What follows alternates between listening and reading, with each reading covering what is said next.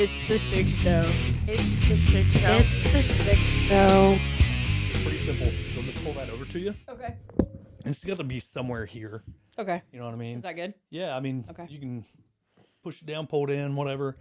There are times when So fancy. I'm trying to I was help trying a to figure this school out. get a podcast going. Yeah. So nobody's bit yet. So yeah, wherever it's There we go. comfy. We have.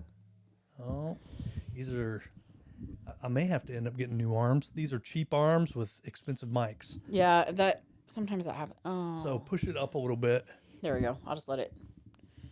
Let it be itself. Yeah. I'll just let it be itself. I like it. Yeah. And then you got headphones. Okay. It makes a difference because you can. It kind of puts you in another world. It's What really if weird. What if I freak out when I put the headphones on? Are you gonna freak out? I was a little nervous about that Why? because it's weird. What's weird about it? Like I feel like I don't know. You ever- Hold on. Let me take this off. You ever get on the trail and you feel like you're just in another? Yes. That's Yeah. what happens when, and you'll hear it here in a second when you put Okay. the headphones on. You'll Does all it of a matter which sudden- one's right or left? No, I always put the cord closer to the wall, just because, Whoops. Sorry. Is there a way to make him go up and? Oh, there we Mm-hmm. go. Whoops. Oh. Did I just break it? No, I didn't. Okay. they're pretty. Also, like for some reason today, while I was talking with my students about doing this, I got so anxious. Really? I was like, I'm super nervous about this, and I don't really know why. Like we've known each other forever, so it's kind of dumb. I was downstairs talking to Jennifer, and I was like, I don't even know what I'm going to ask. I've got like 3 talking points I want to make sure I hit. You Okay. see that difference? Yeah. When it's pretty here and cool. over here. And Yeah. Is that good? That's perfect. Okay, cool. Yeah, you're right where you need to be. And then if I need to do anything. then- Also, I'm super asthmatic, so I'm sorry. Sometimes you're gonna hear my wheezing. Yeah. Same. It's from running. Yeah. I actually have an inhaler because I claim I have sports induced. I have. Yeah. That's what. Yeah. My hopes are that I can take it with me to this 5K this weekend Yeah. and hit it and not have any breathing issues Nice. halfway through. I forgot you were doing that. That's Oh my cool. God, I wish I forgot I was doing that. I actually I feel love it. really good about it. I'm just struggling to get to the time I want to get to. Is that the one that's here in Hartford? No, it's up Okay. in Fort Wayne. It's called the Hot Cider Hustle. Yep. Yeah. Super cool. Yeah. So a couple former students are running too. Fun. Dalton Willman and Jake Ross. Okay. And they were both 8th graders. My first year teaching 8th grade. And so I'm super pumped about them going out with me. Well, they're not going with me. Right. They're They're going to be gone. Dalton's running like the 10K. Jennifer and Jocelyn are running too. cool. So I think they're going to run together.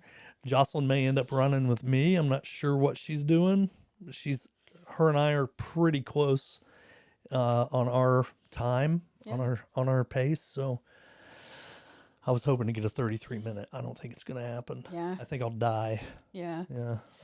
I've got to 35 and a half. That's where That's good. that's really good. Yeah. But you got to have that goal. Yeah. And I wanted to be a sub 10 or a sub 11. I just don't think it's going to happen. Yeah. I'll like get on my treadmill and pump it up all the way and make myself run as fast as I can for like a half or a quarter mile, Yeah. just so I can teach my legs to run faster. 'Cause Yeah. They don't want to. Yeah. They don't want to. I've decided a long time ago that the only people that run are the people that are worried about me shoving them down when we're chased by a bear. Yeah. And so I've always told students I don't run. And if we have to run, it's because there's a bear. And Yeah. just know that I will shove you down. Yeah. They always appreciated that. Did you see the thing the national parks posted? I don't know, maybe about a month ago that said always make sure you go camping with your slower friends. I was like, I was like, okay, fair enough. Who do I have that's slower than me? Nobody. Just Great. one person. There's got to be one person out there. Right. Just find the person camping next to you. Right. They're in a sleeping bag. Yep. Zip them all the way up. Yep. Hey, see ya. Absolutely. All right, you ready? I am so ready. So, with all that done, tell us who you are, what you do, and we'll go from there. Okay, sounds good. I'm Corby Roberson, and I teach at Burris Laboratory School, and I teach English, high school, middle school, teach dual credit, that's sort of who I am at the moment. That's the most current iteration How of many me. how many preps is that? That sounded like 3 or 4. So actually, I have fewer preps this year than I've had in a while. So our middle school program is different. It's science, social studies, language arts all together, and it's a 3-hour block. And So is a team teach? sort of, it started out that way. It's kind of brand new. This is our third year, so it's had a whole bunch of different iterations, I guess, maybe. And this year we're kind of doing things on our own or team teaching. So currently I'm teaching with a science teacher and a music teacher. And we start out with 8th grade, and we have a big overarching topic called metacognition. That's ours this time. So we had 8th grade first, and now we have 7th grade. Okay. They're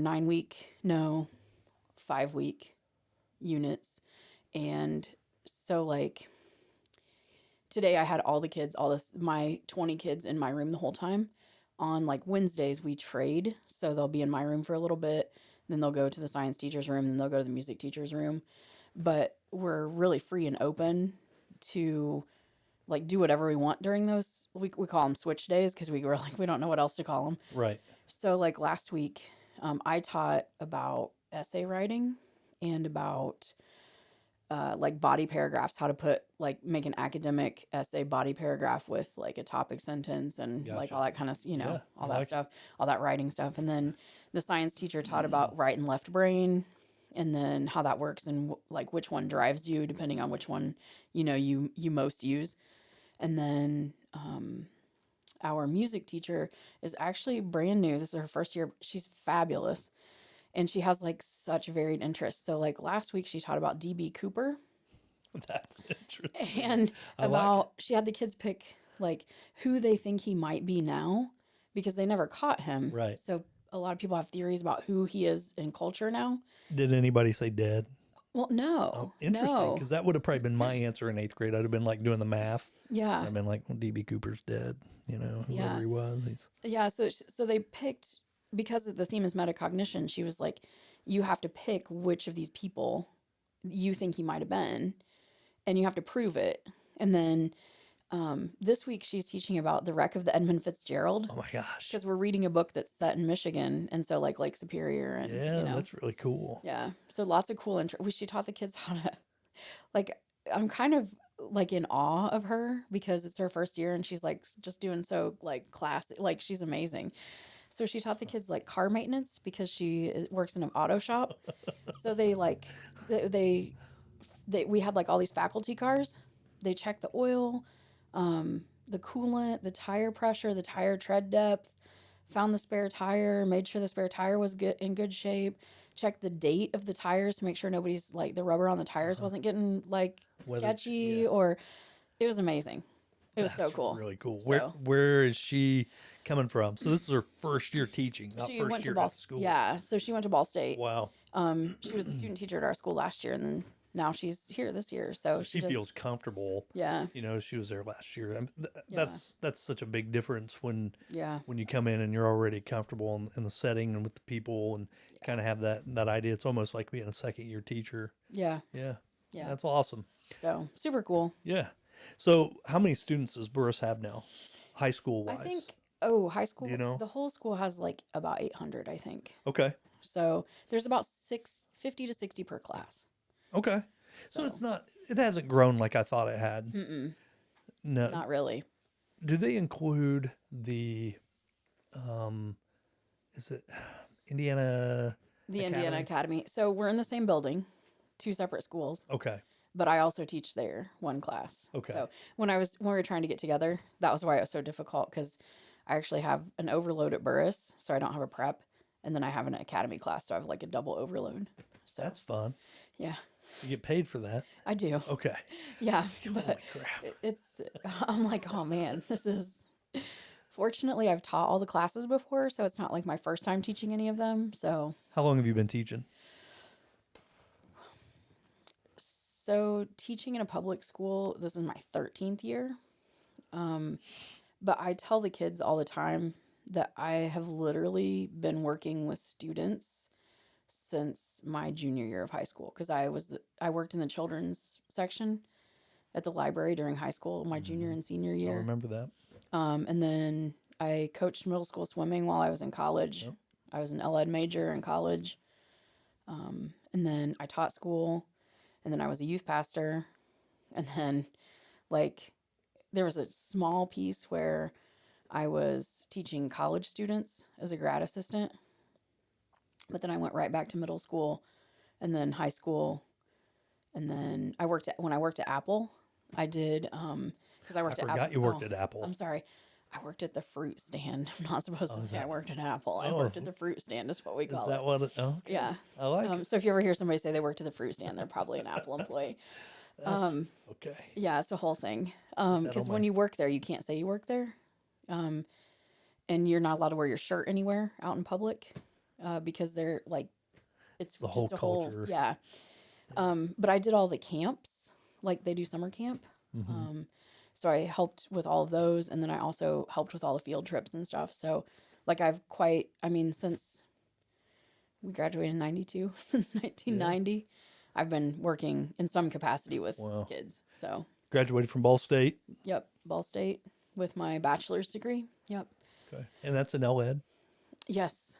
Yeah. So how do you end up in? And I knew you were junior high for quite some Yeah. time, and Yeah. now you're kind of a blend of junior high and high school. Yeah. How does that come about? Well, so I asked that because my degree is L-Ed. I when I heard that on your on a previous podcast, I was like, oh, I didn't know that we had that in common because I know we both love middle schoolers. I do. Like middle school's the jam. 8th grade, best grade ever. Best grade ever. I always hated it when the 7th graders would be like, 7th grade's best. And I'm like, no, Absolutely you're not. not. You're just not. I go, you will might be be next year. That's right. You will be. You will be when Yep. you get there. Yep. And I always told them openly, and I think I've said this before, I would have class meetings about every 3 weeks Yeah. with each grade level at Oak Hill. And I would tell the 8th grade, I love you guys. Yeah. I love you guys. You guys are my favorite class. I love 8th graders. I loved 8th grade. When I was an 8th grader, I just didn't know it. I didn't know it until like 30 years later when I got to be with you guys every day. Yeah. Yeah. That is kind of how it was. I mean, we all had a Yeah. terrible junior high experience. In fact, that's what I said in my interview over there. They had an interview panel where I interviewed with teachers, I interviewed with parents, and I interviewed with administrators. Nice. And it was 30, 30, 30. So you had 30 minutes, 30 minutes, 30 minutes. Man, it was a gauntlet. Yeah. So you go in with teachers, and I got to do my thing there, and I've sit down with parents. And the parents, I felt like I was probably the most relaxed because I think there's always, for me anyway, and I think everybody goes through it, I always had imposter syndrome where I thought, I'm looking across at some seasoned vets, and I have so much respect for all teachers, and I'm looking at language arts teachers, math teachers, and science teachers, and I'm like, I was a social studies teacher, man. Yeah. I am not even on the same level in my head, right? Yeah. Yeah. I get it. But I never felt that way. You know, I knew what my role was as a social studies teacher, and I killed it in the classroom. But going into the parents, I knew how to talk to them because I'm a parent, so Yeah. it was very easy. And so they're asking me, why junior high? And, why Oak Hill Junior High? And I said, I'll just be honest. I said, I think all of us had a terrible junior high experience. Except maybe you. There was a guy in the room that was like 6'8". I said, you were probably dunking a basketball, the most popular guy because you were the star of the basketball team. Right. I wasn't. And all the guys that I ran around with in 8th grade dropped out of high school at some point. So I want to make sure your kids have the best junior high experience that any of us could ever imagine. And when they look back on it at their 15, 20-year reunion, they go, dang it, man, we had a great junior high experience. Where I don't know that a lot of us can say that. Yeah. We're just so awkward and just strange crap going on as we're in that dawn of social awareness and zits. Well, I had zits and, hair growing. Oh, man, I had a boy who was so embarrassed. As a 7th grader, he was the biggest kid in class. and he was so embarrassed because he's the only kid that had hair on his legs. Yeah. I was like, what's got you so upset? And he was like, I'm the only boy with hair on my legs. I'm like, oh my God, I never Yeah. never would have thought that for him. Yeah. Never would have thought that for him. And every kid is going through a different phase. You know, you've got the seventh grader that's 7 foot tall, or like Right. 6 Yeah. foot, 220 pounds, and his best buddy has yet to hit a growth spurt, and Yep. he's 4'8", 72 pounds, soaking wet, and they're best pals. Yeah. And he's looking at his buddy like, dang it, man, how'd that happen? And he's looking at his little buddy going, oh, God, I don't have clothes. Right. And it hurts. And, Yeah. you And I know, wish I was still there why am because I? everybody else is. Yeah. Yeah, because now I'm the awkward kid that everybody stares at and Yep. talks about, and whether they're talking about him or not, that, you know, that egocentric thing going on. And I love junior high. And I got to see you in action when I went over to Highland and was floating around with Stecker. Yeah. And I was like, oh, she loves what she's doing. It's Yeah. clear. You can just see it. Yeah. I do. I also love sophomores Okay. because I feel like sophomores are like the middle schoolers of high school. That's interesting. Like, are they the 8th graders of high school? They are, because the thing that I love 'Cause about I eighth can't picture graders. being 7th graders. That would be the No, freshmen. that's Yeah. Right. yeah. I love 8th graders. No to the freshmen. No to the freshmen. Because so the thing that's great about eighth grade is they're starting to make some big decisions Mhm. about high school. Like, they're at a spot where they feel really grown up. They've made it through 6th grade and 7th grade. They feel grown up. They sort of are looking at high school like, okay, this is what I got to do to be good in high school. Like, I got to, like, grade wise, sports wise, social wise, like, I think I know what I want from that. Mhm. They turn into freshmen, and it's like they've lost their minds for a minute. Their sophomore year, they're looking at their junior year, which is typically the most difficult year Mhm. because you have like all those AP classes, Well, like that's true. starting, and you're not used to it. And so sophomores are like, okay, I got to start thinking about being real serious because the next 2 years matter for college or whatever I'm going to do in the future. Yeah. Like, you know, at Burris, we have a lot of kids that go to Mac to do like mechanics, Mhm. welding, and those are 2-year programs. So they have to like make that decision their sophomore year. So, like, I, I feel like it's like a similar developmental spot Mhm. where they're like, I got to be serious about what's coming. Yeah. So, I never looked Yeah. at it that way, but I was never at the Yeah. high school level either. yeah, Always 6th grade to 8th grade. yeah, Always. Well, I had 5th graders when I was at Madison. We had 5th through 8th there. yeah, So that was interesting hmm to see that growth mode from yeah. 5th That'd be grader to really 8th grader. interesting. Yeah, Yeah, it was really cool to watch. And then that kid that comes back where you're like, who's the new kid? yeah, And they're like, I don't know. And Right. then Mr. Schick, and I'm like, hey, buddy, how are you, man? And I'm and then you're like, okay, look at my roster. Who Who is is- this kid? Who is this kid? he doesn't look anything like he did last year. Right? When did he grow a mustache? Yeah, 100%. I feel you on that. Well, speaking of junior high and decisions and making the dawn of social awareness, Yeah, I've got an opportunity here to help some people, yeah, and that's what my podcast is all about. Is ordinary people living extraordinary lives. And one of the things I was looking at earlier, I was like, Jennifer, how do I ask Corby about her sexuality? How do I ask her about Yeah. being a teacher and being part of the LGBTQ plus community? I think I got it all. And there's I know a lot of, yeah, it changes on a daily basis, and I Yeah. apologize. it's all right. It's hard to keep up, and it's one of the things I talked to my brother about too. I'm like, how do I keep up with what's going on? And it's almost like counterculture in a Yeah. way. Yeah. Yeah, I had a guy in here the other day, and I was talking to him. He grew up in a family that were bikers, okay, and back in the early 80s, 70s, 80s, bikers were Yeah. counterculture. yeah, You don't get to be counterculture when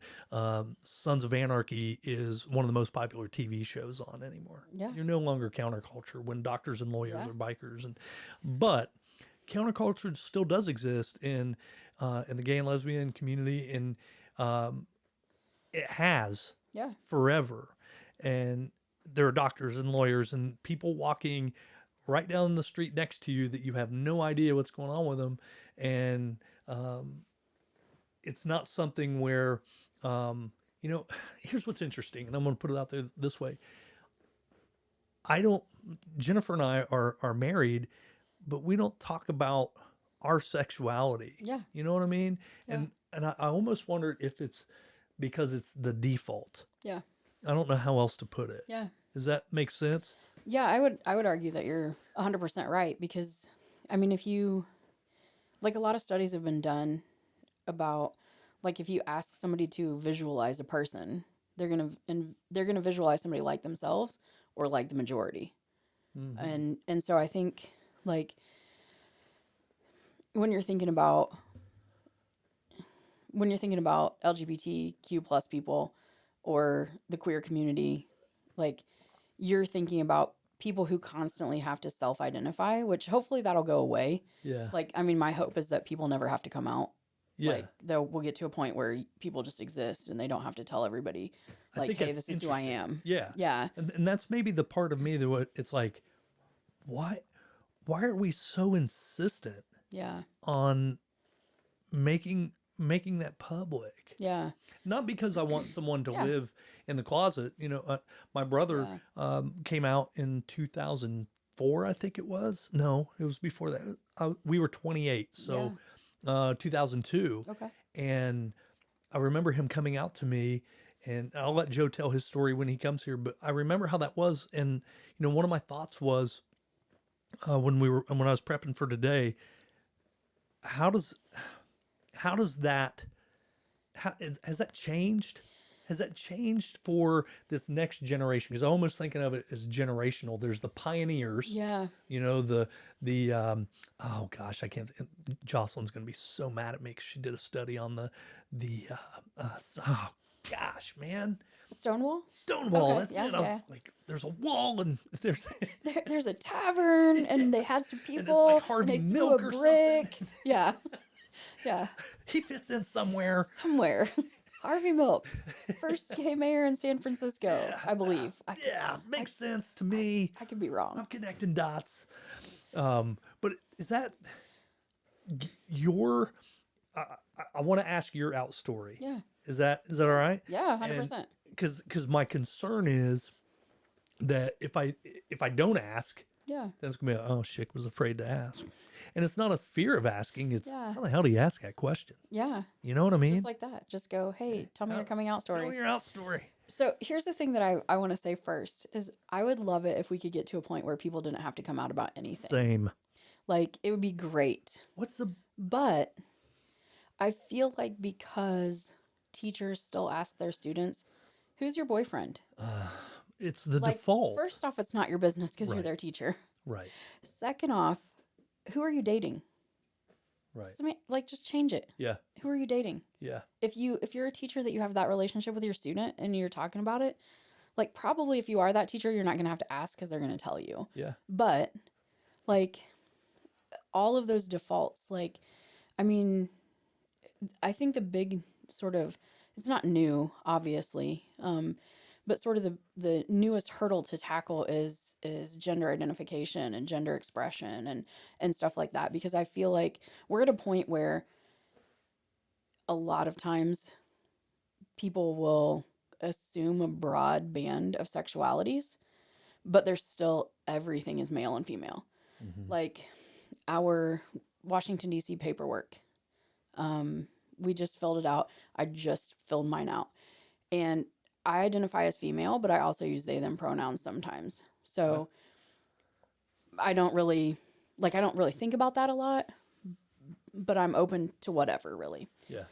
So I'm filling out the paperwork, and we have probably 5 or 6 non-binary students in our 8th grade. I'm filling out the paperwork, and it gets to the thing for rooms. Well,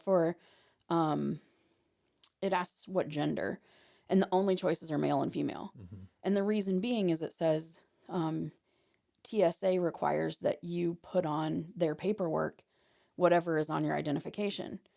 Well, we're not flying, so that's a moot point. Right. And we know our kids and we know who they're going to room with. Right. So, like, there's no point in our paperwork to know what their gender is. Is this internal? This is No, it's Burris, through or our is it? tour company. Okay. And so I was like, this is really interesting. Because that's kind of like, I feel like that's sort of like the new hurdle. And it's not new, of course, for people who identify as trans or non-binary. That's not a new hurdle for them. Mm-hmm. But for broader culture, I think it's something we need to start thinking about. Well, In the same way that we're thinking about like who's coming out when and where and how all that's working. right. So, I think there are two separate things going on there. There is minors that are coming out, and how's Yeah. that look? And Yeah. you know, there's I think they just passed a. oh man, it's rough. It's the worst.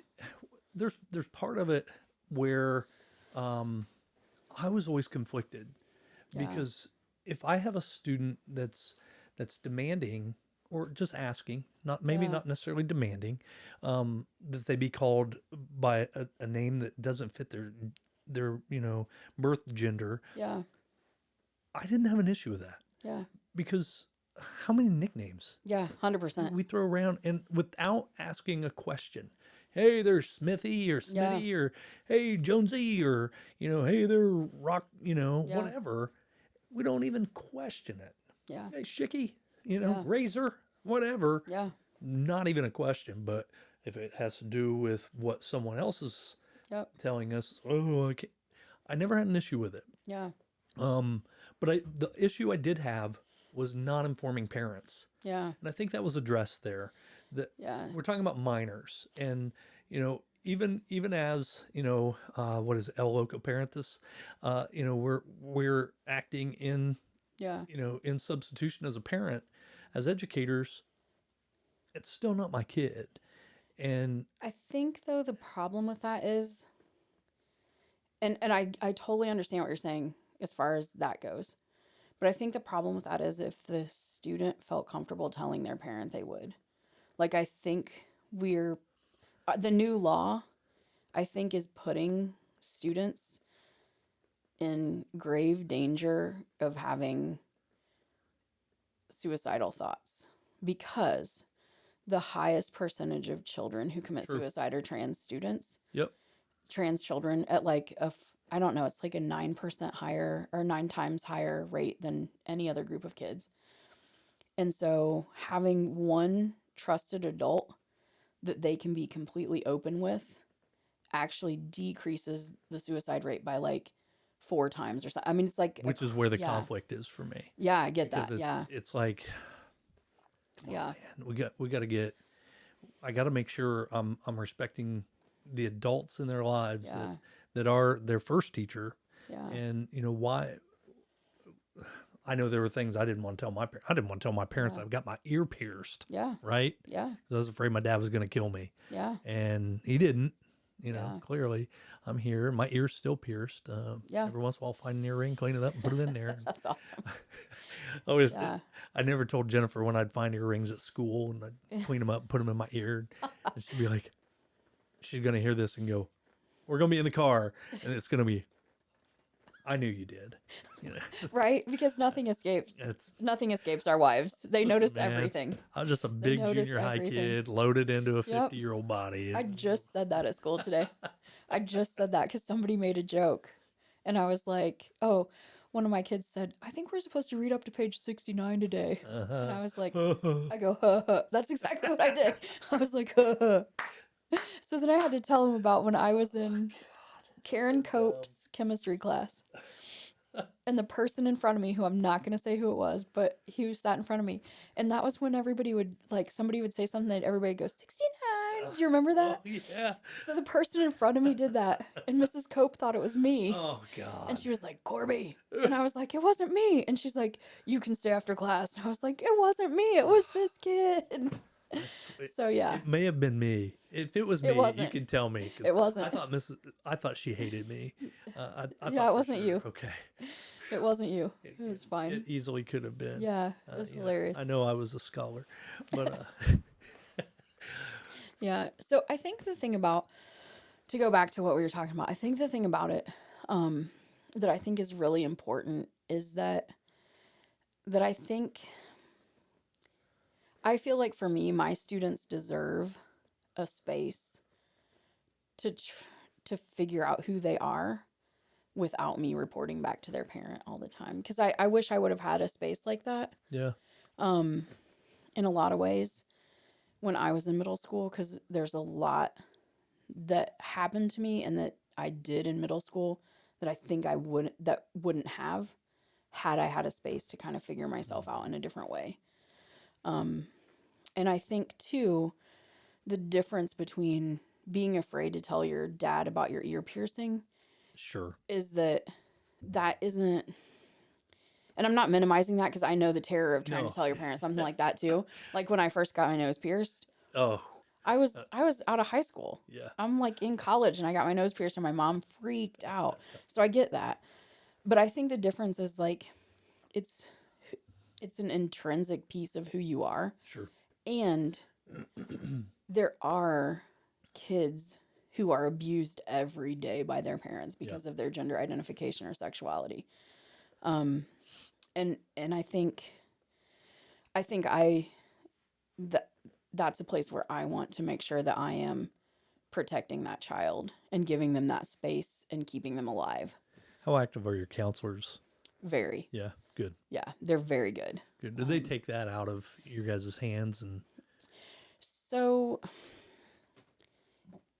the way the new law is, no, but yes. okay. So, like, for example, I'm not sure how familiar you are with this new law about names, but you have, if a student tells you they want to go by a different name, even if it's a nickname, so like Yep. Matthew wants to go by Absolutely. Matt, Yep. you have 5 days to tell their parent. One parent. Yes. In writing. Yes. And if you don't, then it's a whole thing. And like, Yeah. so it's Can you really, imagine being that parent that, hey, and yeah, here's where I'm at. Matthew would just want to let you know. we have a list. Matthew chose to be called Matt. Yeah.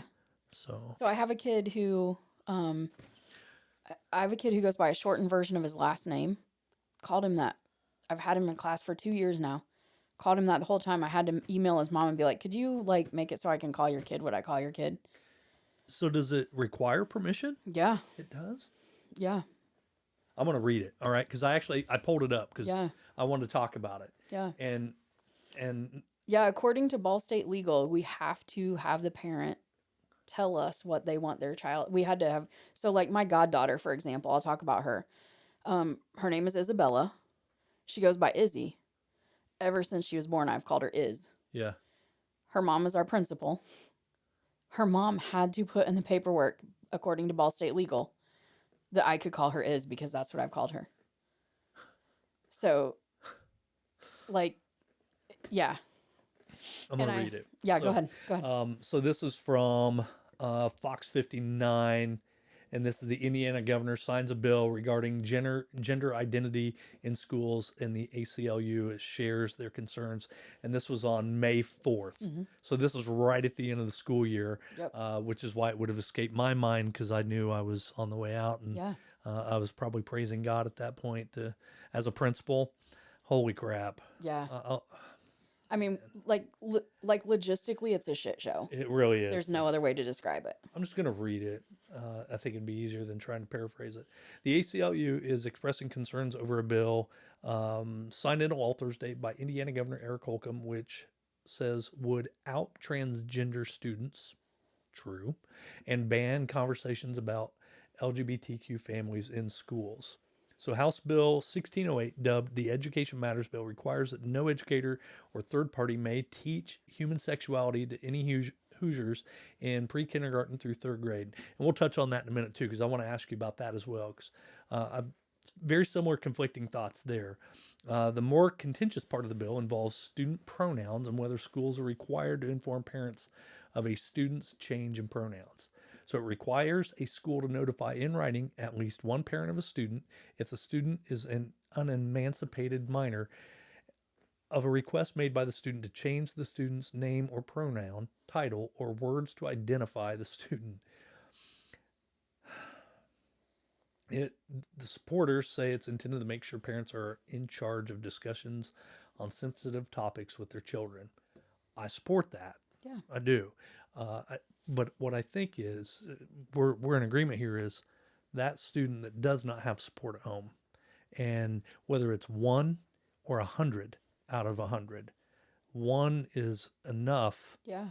to where I am I had that's where my conflict comes in Yeah. because I have had that student, you've had that student that does not have that support at home, and when I've made that call, because I've made that call, Yeah. and I talk to that parent and they say, no, that is not her name. Yeah. She is not a boy. She has a vagina. Yeah. She is a girl. And they've sat in my office and had that discussion while the girl sits there and is totally getting bulldozed by grandma and mom. Yeah. And the girl is just in a no-win situation because and I've talked about this before where kids are they are in they have very little control over Ah. their world. Yeah. And that's why I'm so glad you're here because I want to bring to light that there are students and children and humans, adults as well, that also live in this world. Yeah. Adults that live in this world that feel like they have no control over what's going on, and they have to live in hiding, Yeah. in wide open. Yeah. And I don't want that for anyone. Yeah. One of my podcasts is called Being Authentic. Are you for real? Yeah. Are you for real? Can you be your full real self hiding in plain view? Yeah. No one can. Well, I think that's interesting too, because every year, October 11th is National Coming Out Day. And I didn't know that. so, yeah. And But so, I've never came out, so. I know, right? Right. So it's National Coming Out Day, but it's really cool because over the past few years, it's evolved from people pressuring to come out to people going, okay, if you can't come out because of your job, if you can't come out because of like religious conflicts, if you can't come out for these reasons, like I see you and you're just as valid a member of the queer community as anybody else. Like, and so that's like a huge, because I think you're exactly right. So like I came out when I was 21. So I've been out longer than I've been in. Um, and I just said this to a friend of mine last night, or a couple nights ago, we were driving, and I said, here's the thing about me. Like, I can't imagine what my life would be like had I not just embraced who I was and been like, this is who I am. This is who I'm going to be in every situation. Um, this is just where I can't not be this. Like, I have to be this. So that kind of goes back to my coming out story. And then kind of another thing. So, I think I knew at a pretty young age who I was, but I didn't have a name for it. And the only examples that we had in Hartford City were teachers that people made fun of and adults that people made fun of that lived in the community. Mm-hmm. Anybody that they thought was part of the LGBTQ plus community was somebody that there was a story about, or that like, oh, that PE teacher does that, or that art teacher does that, or that so-and-so does that, or that, like, there's all that, sort of weirdness about it. So first off, not many people, I think, and I think this is why coming out's important, because like there were just as creepy or just as weird or just as whatever real life stories happening in other people's lives that people didn't talk about. Huh.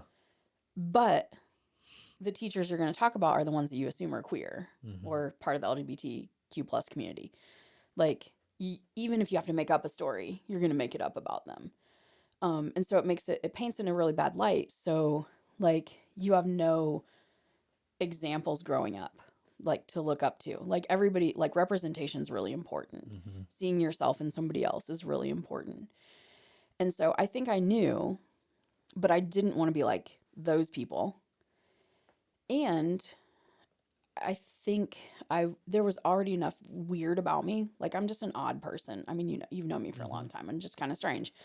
Like I like weird stuff, and You are an individual. Yeah, I just am who I am. Like I'm into a lot of weird like like things that people don't think about. I'm like, oh, I wonder what that is or what, whatever, which is fine.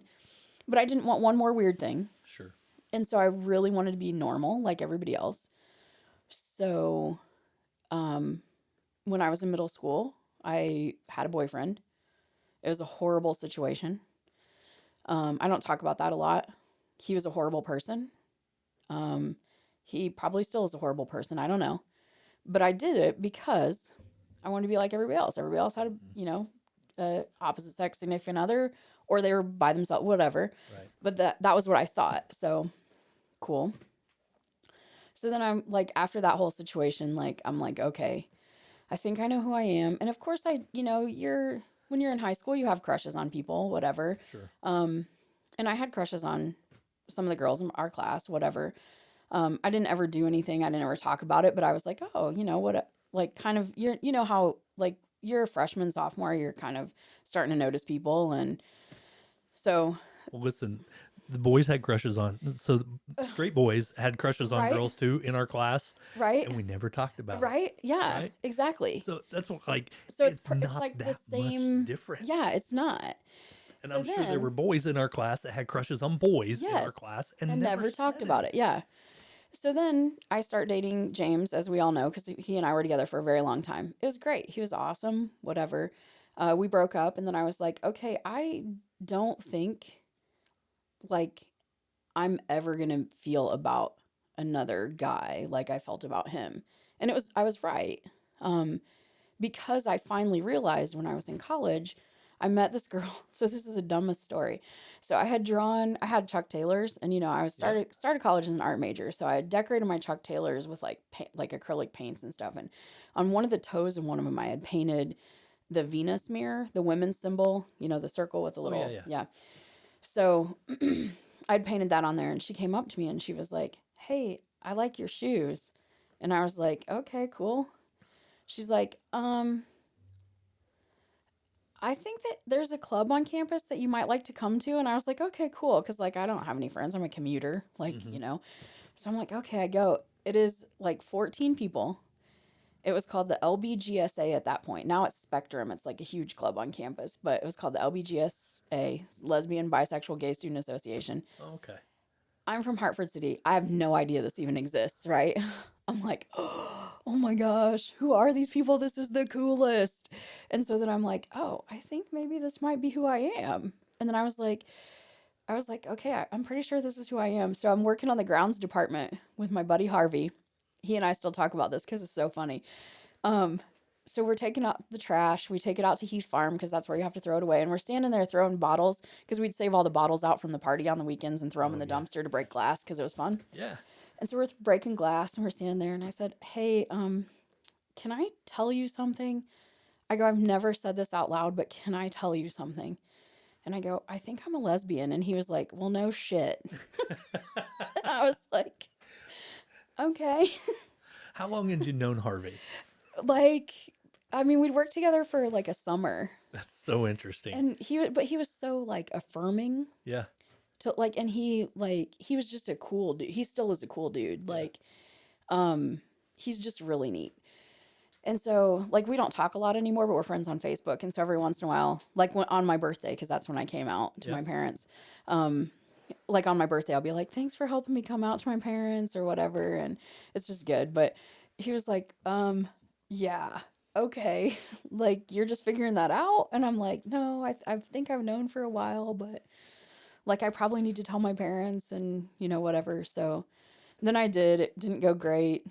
And so that's part of what makes me, like, my parents are pretty progressive and open-minded about a lot of things, but like, it was not great.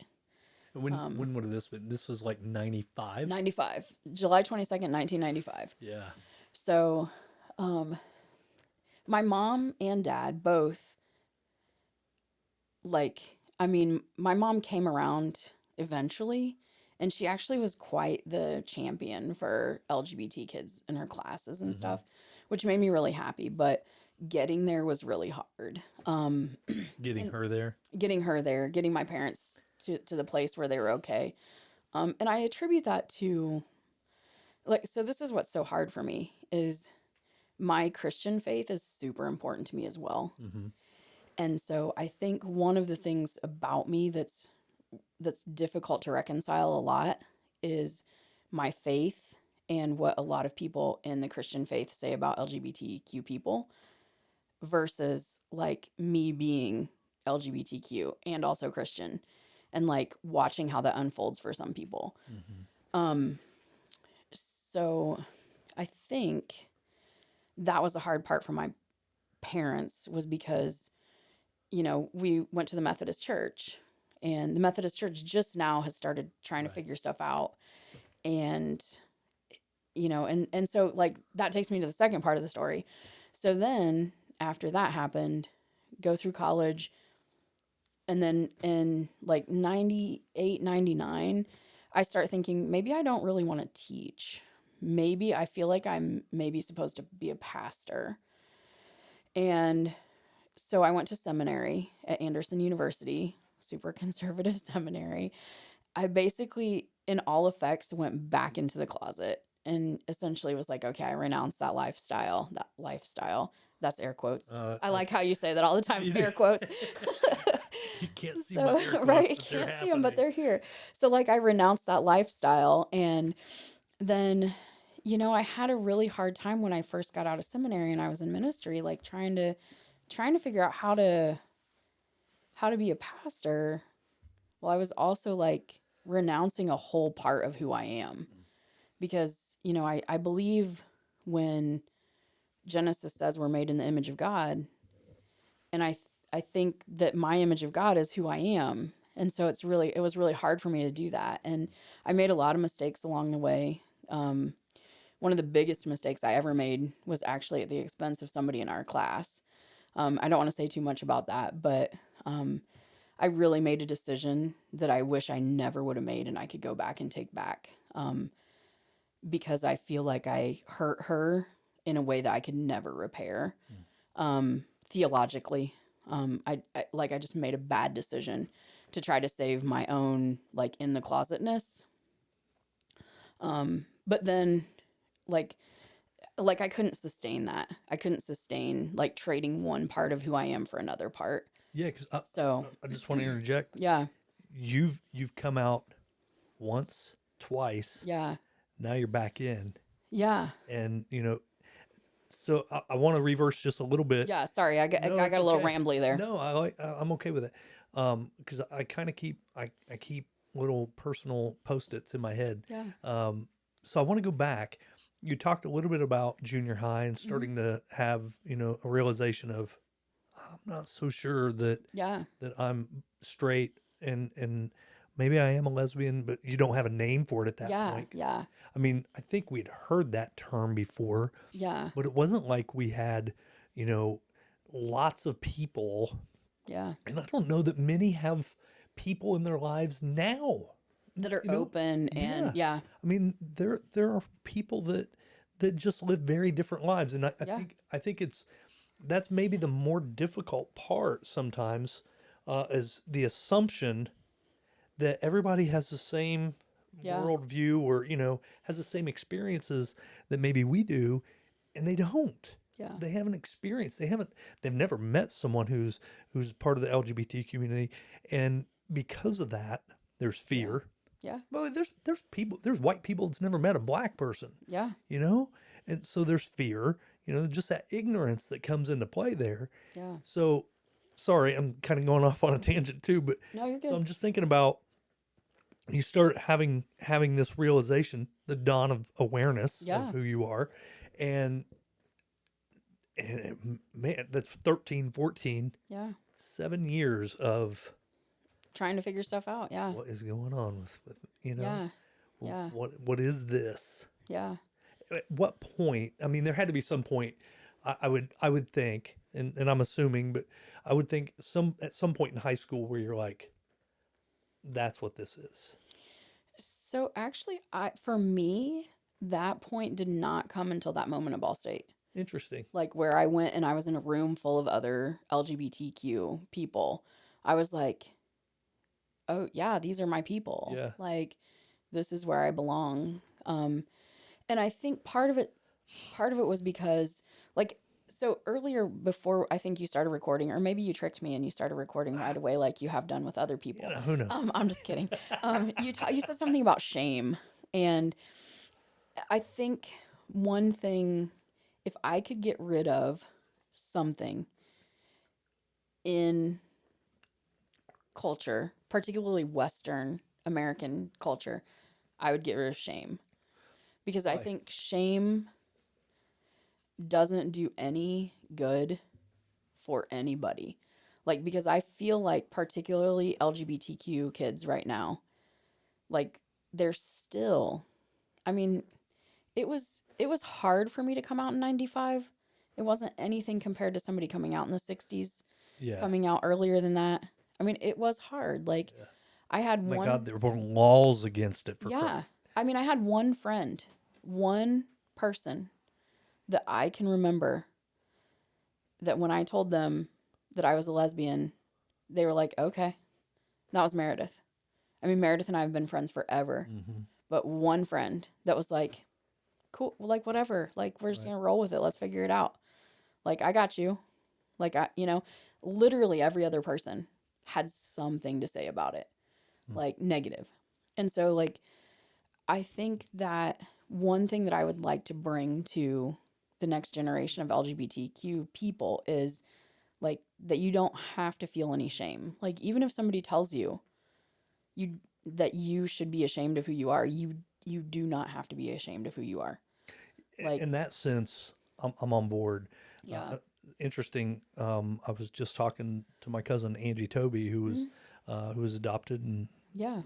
on that podcast, and we were talking about shame, and how there is a healthy side of shame Yeah. when you're doing something really dumb, Yeah. not about who you are as a person and then that acceptance, but when shame works when you have put yourself in peril. I think shame works if it's accompanied with empathy from the person who There you is. go. And that's And that's the context she and I yeah. were talking about, is that Yeah. family, support system. Yep. And we have a great extended family and a close family. And there were times I needed Yeah. shame because Yeah. I was making some really, But not the sort of public shame that we right. use constantly in American Oh culture. God. Like, And cancel culture, public yes. shame doesn't do any good. Yeah. Like, that sort of thing, where, like, you are shaming somebody to the point that they can't get out from under that. Yes.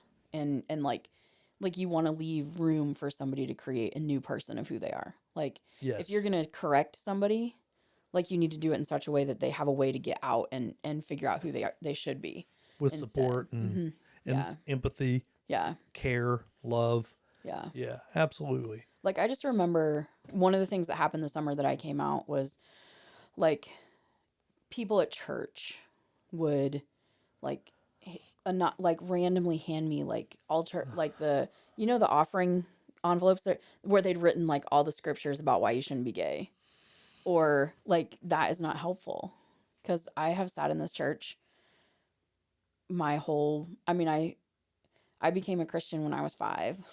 Like, I have a tattoo of the day that I became a Christian. I was 5, and I know I've read the Bible many times. Like, I don't need somebody shaming me in that way, because I already know that. Like, I've already read it. I've already, like, and so, like, that's the sort of thing. Like, I don't want people doing that to the next generation of kids. Like, if you think they're doing something inherently wrong, like, cool, like, think that.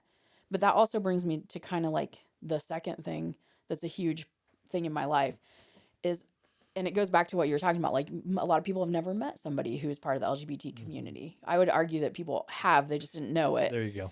But I think, a huge, so one of the ways that I interact with people pretty much on a daily basis is I really try to come at almost every interaction with curiosity. Mhm. And I think if we just approach each other with curiosity, empathy, kindness, and love, like, so many of our social problems would just go away. If you're just asking people, hey, like, What's your out story? Yeah, well, yeah, Yeah, like, I mean, right. because that never bothers me. Yeah. Like, if people ask, because, like, you're asking with a genuine curiosity, like, hey, can you tell me your Right. story? Yeah, I can tell you my story. It's almost it, just I'm gonna verbalize what I'm thinking, because that's what I do. Yeah, But how did you meet you?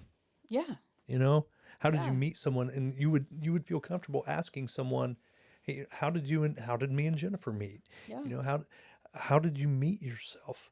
And I think about that with myself. yeah, I mean, boy, I've wrestled with trying to figure out who I am and what am I doing? And I told Jennifer last year, Scott version 6.73 is going to be a great one. You yeah, know, this version of me that is out of the school systems and working back in sales and doing a podcast and getting to know yeah, Corby. Like yeah. when have we ever sat down and talked? I don't think ever, honestly. Right? Like, I mean, we always knew each other, Yeah. but I don't think we've ever, Isn't that so interesting? yeah, And I've learned so much through these conversations about people and about myself more than anything. And I've always told my students we learn so much about us yeah, when we ask questions of others. yeah, It opens our eyes and it allows us to explore a part of ourselves that we didn't know existed. yeah, And as you were telling your story, you didn't know how to label it. yeah, You knew there was something different yeah, that wasn't in air quotes norm, yeah, and but there was nothing in your sphere of existence that labeled that as lesbian yeah, until 21 in college. yeah. And Interesting. well, and it's weird too because like I had cousins who were men who were gay that were just like, I mean, my cousin Gary would always bring his boyfriend or his partner or whoever Hmm. to, and it was like on my dad's side of the family, it was fine. Like I had a cousin on my mom's side of the family that was gay as well. And ironically, this is super fun. I found out that I had a cousin that I didn't know I had. Like she found us through Ancestry. Super big lesbian. She's like my mom's age, so she's a little bit younger than my mom, but she was a bartender at one of the big gay bars in Indianapolis. And my cousin, who was her half brother, would go in there all the time. They knew each other. They had no idea they were siblings, both gay. What? They she was like she found us on So she Ancestry. was like maybe adopted or something, So or she yeah, so my uncle yeah, my uncle was her dad, but she was like he never like stayed with oh, her. okay, Like it gotcha. was, she was like a Yeah, surprise. yeah. And so then she looked us up on it and found us on Ancestry because my brother put his DNA on there. And so she found us and she knew her half brother and had no idea. And they're both gay. So I'm like, we have a lot of like fruits in our family tree, so to That's speak. so I interesting. can say that because I'm gay. We had fruits in Can't our family tree. You can't say that, I but I can't can say say that. that. I have No. fruits in my family tree. Okay, you Is that do. okay? You'll have to clear that with your brother. Well, so you were Yeah. talking about your nose ring earlier. I'm going to talk about Jocelyn for a minute. So when she came home with her nose ring, Jennifer would make her put it up so Oh, that she yeah. couldn't see it. Oh, yeah, that was totally a thing my mom did too. Yeah. That doesn't happen anymore. The tattoos started happening too with both our girls, and Yeah. I'm like, it's a different world than what it Yeah. was in 1986 when my brother got his tattoo, and we were like, oh God, Yeah. he's going to hell. Yeah. Surely he's desecrated himself in some way that is unrecoverable. Yeah. Yeah. I mean, I feel like my mom probably thought that too because I got my first tattoo when I was 21 too. Man, Same you just summer. Like I came out, got a good tattoo, got my God. nose pierced. What is happening with my child It right now? sounds very familiar. Right? Right? Well, I'll let her tell Yeah. her story too. It's not my job to tell Yeah. other people's stories, but No, I but love it. so I so love it. here we are at 21, and I'm thinking about 1995. Yeah. My brother came out to me in 2002, and boy, that's a gap there too. I mean, Yeah. that's a long ways in between. That 7 years, there's a lot of things Yeah. going on to progress that's happening. But still, even 2002 Yeah. was a very tight time and a very difficult time for someone to come out. Yeah. And I almost feel like you guys weren't the pioneer group, but you were the. You ever seen the video of the guy that's dancing on the hill? He's a lone guy dancing on the hill. I used to show this for PD, and he's that lone nut that is out there just dancing at the concert, and Yes. and Yes. until another guy joins in and starts dancing and is crazy too, and then the next thing you know, there's four, Yeah. and then eight, and then 16, and then everybody's dancing and nobody's crazy anymore. It's just a bunch of people having fun. Yeah. And I almost feel like that going back to the Stonewall era of LGBTQ, which would not have ever been that many letters. Yeah. It'd have been gay and maybe just gay at that point. And Yeah. lesbian, I'm sure, was a term. And I- I'm just there's part of me that's still just joking around. No, here, I but get you. Oh, yeah. you know what I'm Yeah. saying. No, I feel you. So you've got, and they're not even pioneers. Yeah. You got to go way back, Yeah. a long time, generations. Well, if you go back far enough, like Oscar Wilde, of course, got put in a work camp, that sort Yeah. of thing. Like, so if you go back that far, it's bad. If you go forward a little bit in history, it's not so bad. And then after um, McCarthyism, the Lavender Scare, like all, then it's bad again. Yeah. Like, so there are like hot spots where if Yeah. you were there, you're like, yeah, wait, sweet, I'm in the good spot. Like, I was actually reading a story, an article, I don't know, it was maybe 2 years ago. So here's a cool thing that happened. When I taught at Burris before, I had this group of like 8 kids who were like, hey, Corby, we want to start a GSA. Then it was Gay Straight Alliance. Yep. Now it's Gender and Sexuality Alliance. Okay. So they wanted to start one. And I was like, let's get permission. So go to the principal. He's like, oh, I don't know about that. He was a great guy. He was like Yeah. one of my favorite people I've ever worked with. He was like, I don't know about this. So I go to the assistant principal and she's like, yeah, let's do it. So I'm like, okay, you got to tell dad. Like, so then they decide it's okay. So we start this thing and it turns into this cool, like those kids still like they message each other. Yeah. Like we're all friends on Instagram, Facebook, like we talk. A few years ago, there were some things that were happening at Burris that they were very frustrated by. So they put together a letter, had me look it over, sent it in, like very respectful. So it was, it's a good group of kids. I lost my train of thought where I was going with that. It had to do with Stonewall, pioneers. I don't know. I lost my train of thought. That's It happens all right. to me all the time. I'm just thinking about how we have come to a place where I think about the kids today. As a social studies teacher, 8th grade, Yeah. we're talking about U.S. history to Reconstruction, and so racism is a big point of view, and it's typically something that's talked a lot about in 7th and 8th grade, and just along the lines of that, students are pretty cool with one another, along the lines of, like, racism is not cool, kids Yeah. these days. Yeah. Like they're nope. And I was having a conversation with a friend of mine the other day, and we were talking about just the language that was thrown around, and it still is. Yeah. But the frequency that the N word or queer or Yeah. something else, is used is not like I remember it. Yeah. I feel like people are starting to go, why attach stigma? Yeah. Why are we doing that to another human being? Yeah. And this group of kids, this generation of kids, have compassion. Yeah. I don't know how else to put. I think it's the best way to put it. Yeah. They have compassion for one another, and I think as educators, I feel responsible for that. And Yeah. you certainly have had a huge impact on it as well, and I'm thankful that we get to move the bar.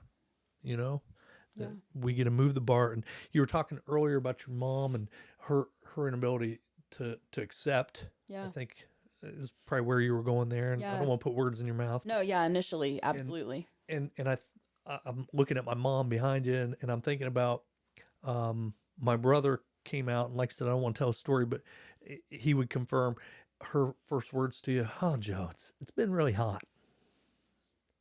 Yeah. He thinks just the weather. Yeah. Yep. And it's a generational, I think about generational culture Yeah. and, because I didn't think of my parents as racist, but they use the N word on a fairly regular basis till I was 16, and then we watch all the LA riots that were happening and, Yeah. just Rodney King. And there was a big cultural shift Yeah. for us in a time when we felt like we're next. It's time for us to step up. And I think that not only happened, racial culture, but I think for the gay and lesbian culture as well, just having compassion for a fellow human being. And at 16, looking at my mom and saying, I don't want to hear that word anymore. Yeah. And having that courage to say that. And I'm watching these kids that have a next level of courage. They're saying it to their peers, Yeah. where I don't know that I had the courage at that age to tell my peers, that's not cool.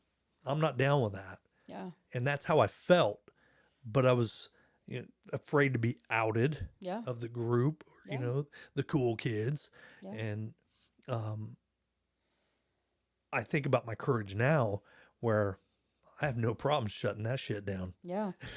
Well, I think part of it for the kids now is there are enough teachers who will support them in Yeah. shutting that down. Yeah. Like I think about us when we were in high school, if we would have and I'm thinking about all the other people in our class and the classes around us that have come out since we got out of high school. If they would have said something like that to their peers, would the teachers have supported them in saying that, or would they have also joined in with their peers who were making fun? Yeah. And I'm thinking of a couple of really specific situations that I was part of where I watched the teachers also say things not in a high school mean kid way, but say things that made that be okay for us to do when we were in high school. Yeah. Um, Well, just to make fun, like the silence of it, yeah, of not reacting, yeah, is permission. yeah, absolutely. And so I think curiosity, courage, the ability to have empathy, like all those things work together in the adults that are and I'm not doing the whole generational like we're better than others, but like No, yeah. I feel like in a weird way, like Gen Xers have this weird like because we're sandwiched between two of the biggest generations and Yeah. we're real small. Like I feel like we have a really good way of empowering the kids who are in the next generation Yeah. to be better than we were. Like, and we were pretty good. Like we did a lot wrong, but like there was a lot that we did right. Right.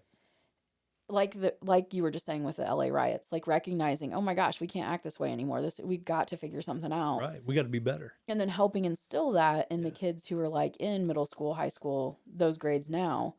Like, I mean, my kids have no problem coming to me and saying, so and so misgendered me. Could you please help me talk to them about it? Yeah. Right. 100% I will. And the courage it takes. Yeah. And I don't even know if it's the courage it would have taken us. Yeah. For them, it's okay to like self-advocate. Yeah. Where I don't know that I felt as a child that I was okay to self-advocate. Mm-mm. No. And I'm thinking it's the small things like I broke my finger in an 8th grade football game. I didn't come out of the game. Yeah. I had a finger laying across my hand and Coach Sutton ripping me in the huddle Yeah. for crying. Yeah. Yeah. it wasn't okay to self-advocate, No. you No. know? And Jamie Wittig punched me in the face one day because I kept rubbing his back tire. We were riding the things that come in my mind, Corby. But I'm rubbing his back tire. We're riding through the woods back behind the Little League. And he's like, dude, you better quit it. If you don't quit, I'm gonna hit you. I'm gonna punch you in the face. That's awesome. And I'm like, oh, you know. Right. And I kept doing it, kept doing it. He said, dude, I ain't playing. And he throws his bike down and punches me right in the mouth. And I was like, holy crap, that just happened. You're like, I guess you meant it. And I remember, there were a couple other guys with us, and they're like, oh, what's going to happen now? And I just started, I remember being in shock and then laughing because I deserved it. And because I'm in shock, and I'm like, this is my friend. I don't want to get in a fight over rubbing his back tire.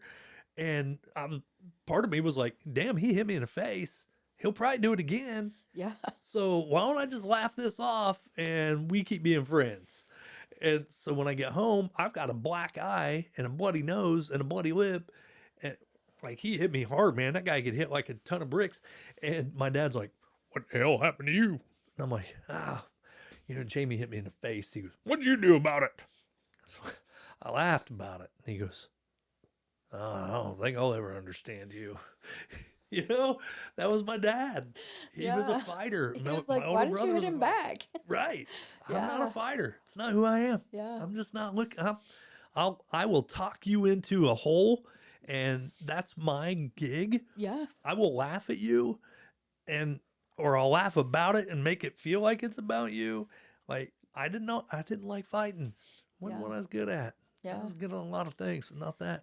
But I wasn't going to self-advocate, Yeah. Yeah.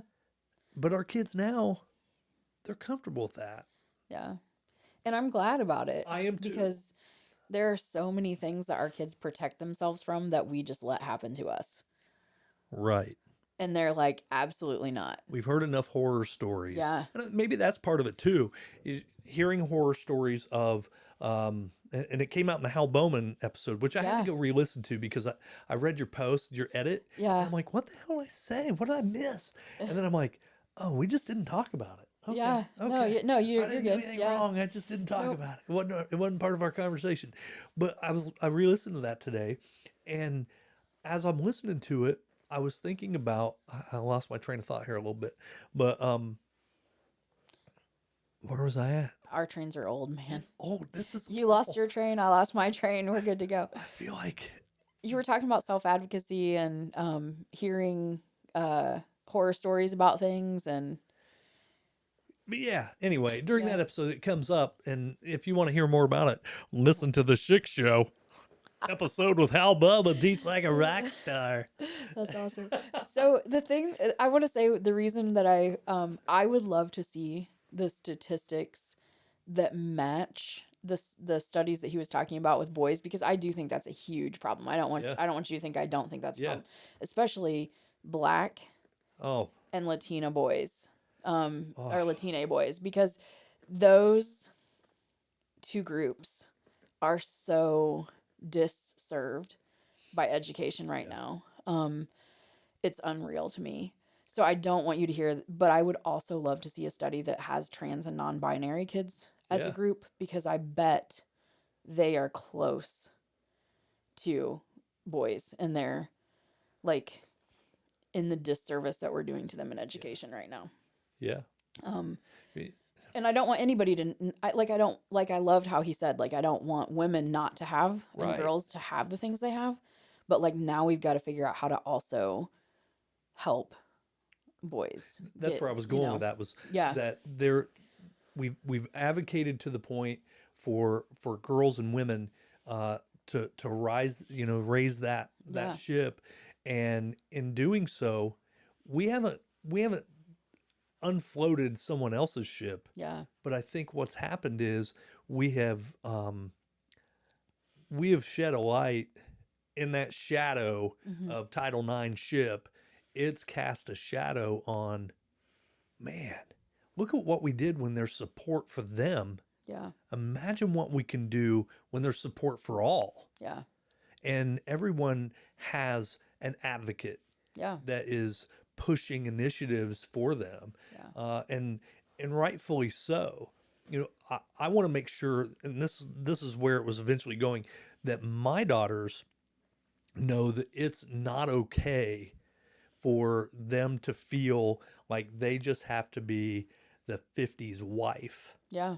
I want them to be strong women that are ready to say, here's who I am, and not have to wait Yeah. till 21 or whatever. And part of that's just growth, Yeah. I Yeah. mean, Yeah. God, it taken me, I'm 49 and still don't know how to say, here's who I am. Yeah. I do it. I do have the chick show, I guess. But I want people to realize, man, put yourself out there now, and we're going to take some hits. Yeah. There's going to be hits along the way, but at the same time, that's part of the growth process too. And having that pass to self-advocate is huge. Yeah. Huge. Yeah. I felt so pressured to go to college coming out of high school, but I didn't have a model for that. Yeah. I didn't have anyone in my family that had gone to college and been successful Yeah. because of their college degree. And uh, and it wasn't until I saw my own wife having success with her college degree where I was like, dang, Yeah. maybe I should try that whole, self-improvement thing, and Yeah. trying to push myself forward, and feeling confident enough to get that next level piece. And I think that's what we're saying through this whole thing, is that's what ends up happening Yeah. when we advocate for others, when we allow others to have that space Yeah. to exist in their real self, their authentic self. Then all of a sudden you take away so many barriers. I was 36 when I finally had the courage to go back to school. Yeah. Boy, what, not that I would change anything in that 18 years, because it all led to this, but and with all the wealth I'm creating from my Spotify ad Yeah. on some of these, that's pennies. Well, this one's gonna get you some money, Man, but you got to split it with. No, I'm I just don't have kidding. any ads anymore. I don't qualify for ads. They Dang. changed the criteria, which I'm done with ads. But anyway, but no, for real, like we are so on the same page, and we get to see, you continue to see junior high students who are figuring it out, Yeah. and boy, to have you there for them in that space, not just for the LGBTQ plus kids, but for all of them, Yeah. to have someone that they're like, boy, this is someone I can look to and say, they've got courage. Yeah. They know who they are, and they're willing to be here for me. That's so huge. Yeah. So it's part of why I wanted to have you in, and just talk to you. And I know when I talked to you over at Muncie, a month and a Yeah. half ago, Yeah. and you're like, what do you want to talk about? I said, oh, you wait and see. I know. I was like, I'll talk about whatever. Like I'm literally one of those, like, even my students, when they ask me real off the wall questions, I'm just like, you ask me, I'll answer you. Yeah. Like, I'm not gonna like try to pretend like I don't know. If it's something super sensitive I don't want to say in front of the whole class, Right. like, stick around after class and we can talk about something. Like, I just think that, like, I don't like to live life scared. And if you know anything about Enneagrams, I'm an Enneagram 4, so I Tell don't us, like to be inauthentic. So I always try to be very authentic. what is So Enneagram? it's this really cool like it kind of is a personality tool, and it's numbers 1 through 9, and it's based on like what are your core motivations and what are your core fears. Okay. So like a 4, which is what I am, my core motivation is to be seen as authentic and as oh my gosh, I can't think of the other word, authentic. And then my core fear is to be seen as inauthentic or um unable to like access my emotions and stuff. So like it's weird because I just found this tool like maybe a couple years ago, Mm-hmm. and it's a really cool way to like think about how you react and interact with other people. You share that with your Um, students? I do. Good. We actually just I love that stuff. last week we did our Enneagrams, and there's a really cool website that talks about middle school students and how they can use that Enneagram to like advocate for themselves with their teacher. So like if your teacher teaches one way and you're like a different way of processing and you need it to be told to you a different way, you can just Yeah. say, hey, like, and it even like gives them a phrase Yep. to advocate for themselves. Like, oh, I need you to talk about more emotions when you talk about, like, can you tell me on an emotional level how that works Nice. or whatever. So yeah, it's pretty cool. But like authenticity is huge to me. Yeah. And so I try really hard to like live my life in a way that my students feel empowered by the choices that they see me make. And I talk very frankly with them about it too. Well, if you Like, didn't, they'd see right through it. yeah, which is part of what I appreciate about that conversation so Yeah. much, that you had with, With Hal. yeah, Yeah. because I think like, so the other day they were talking about, they asked me, they're like, you don't ever yell at us. And I was like, no, why would I need to? Yeah. I'm like, Yeah. and I go, it bothers me when teachers ask students to do things that they're not willing to do. So like if I want you to behave a certain way, but I treat you differently than I'm asking you to behave, it's not fruitful for either of us. Right. So I don't want you guys to yell at each other. I'm not going to yell at you. Right. Like I'm trying to model what I want for, Right. and so I think living authentically is part of that for me. And it has been really, like honestly since I would say about 2005, like because I kind of went back in the closet I mentioned. Yeah. Yeah. And then like once I realized that was messed up, I was like, this is messed up, I cannot do this. Like I've never looked back. Yeah. I'm just like, there's no point for me, but I fully understand why other people choose to stay in the closet or choose not to be super loud about who they are. Like there's a lot you can still lose Is there even in some 2023. that just brought up about 45 questions. But one of them was having said that we have people that are still living in the closet. Mhm. What is something is there something you could share that could possibly give someone hope? Yeah.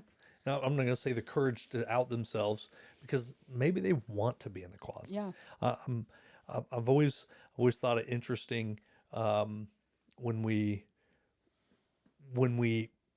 judge without all the information Yeah. about someone's situation. Um, there's so many different uh, lifestyles out there, Yeah. and some folks prefer to live in the closet for whatever reason. Maybe it's a healthy reason. Yeah. I Yeah.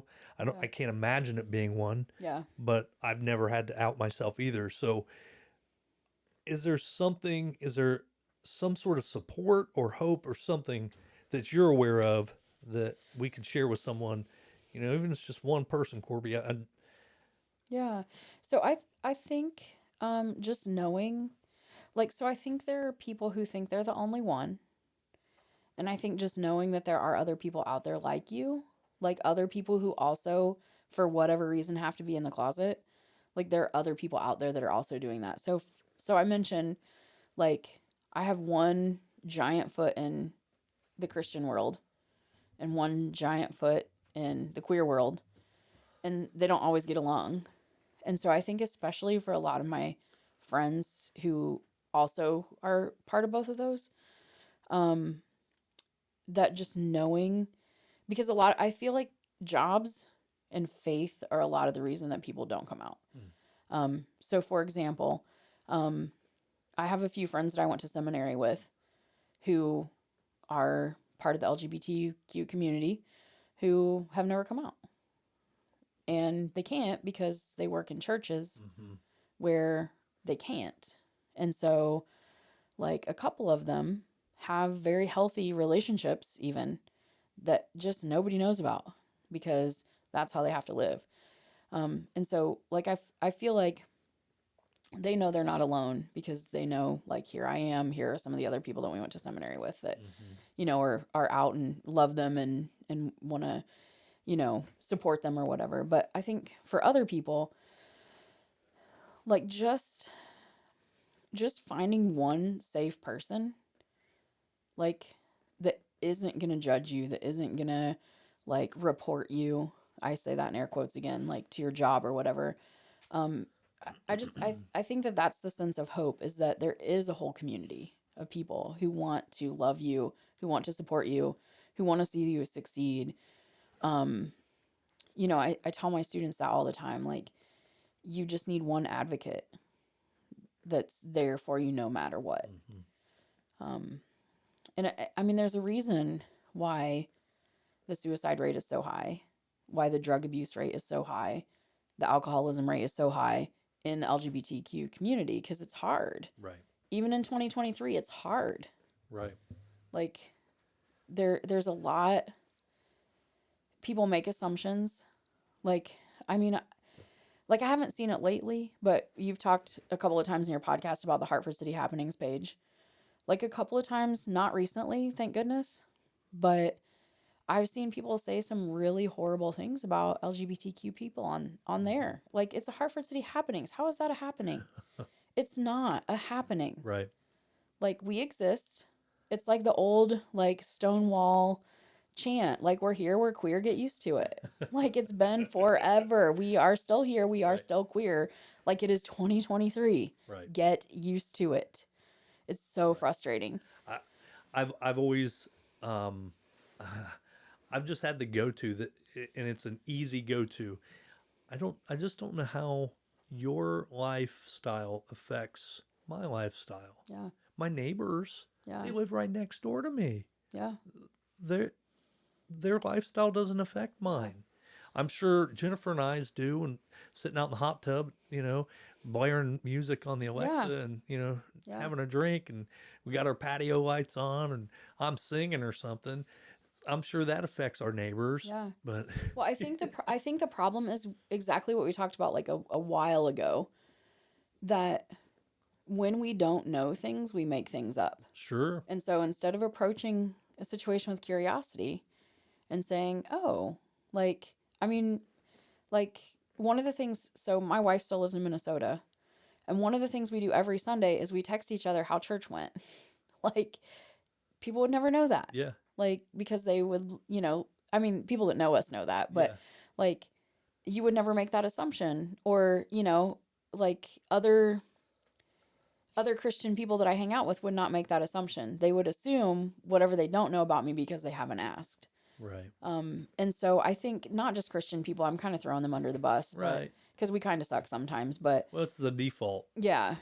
But I think just that you don't know your neighbors well enough anymore to know what their story is, Yeah, to know who they are. So you just make something up. And because of what kept me from having a name for who I was in high school, like, we just assume the worst because we all had that one PE teacher, like, and so we just assume, right. like, that's what happened, or we all had that one whatever teacher. This is what they did. So I'm just going to put it on this other person because I didn't ask them. I wasn't curious about who they are. I have a story. I match the story to them.